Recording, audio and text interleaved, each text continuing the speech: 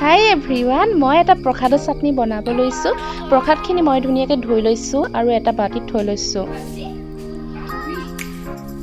আৰু মই এতিয়া অলপমান ধনিয়া কাটি লৈছোঁ, এটা সৰু বিলাহী কাটি লৈছোঁ।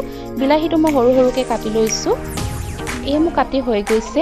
অলপমান নৰসিংহ পাত আৰু ৰচুন মই দি দিছোঁ। লগতে অলপমান মান ধনিয়াও দি দিছোঁ মই। এয়া মই অলপমান ধনিয়া দি দিছোঁ আৰু এটা জলকীয়া দি দিছোঁ। এয়া এডোখৰ আদা দি দিছোঁ। আদাখিনি মই সৰু সৰুকৈ কাটি লৈছোঁ।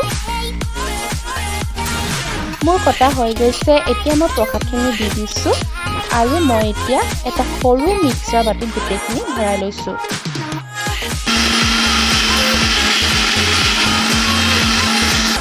এয়া মোৰ পিঠা হৈ গৈছে। দেখিছেনে কিমান ধুনীয়া হৈছে কালাৰটো। খাবলৈ বহুত টেষ্টি হয়। ইয়াত মই প্ৰয়োজন মতে অলপমান নিমখ দিছোঁ আৰু অলপমান নেমু চেপি দিছোঁ। নেমু চেপি দিলে আচলতে খাবলৈ খুবেই ভাল হয়। আপোনালোকে বনাই চাব পাৰে, অতি কম সময়তে বনাব পাৰি। আৰু যদি কোনোবাই প্ৰসাদ খাই বেয়া পায় তেনেকৈ চাটনি কৰিও বনাই খাব পাৰে এনেকৈ। আৰু আজি ভিডিঅ'টো ইমানেই আছিলে, বৰ বেছি দীঘল নহয়। প্লিজ কেনেকুৱা লাগিলে কমেণ্ট কৰি জনাব। Thank U.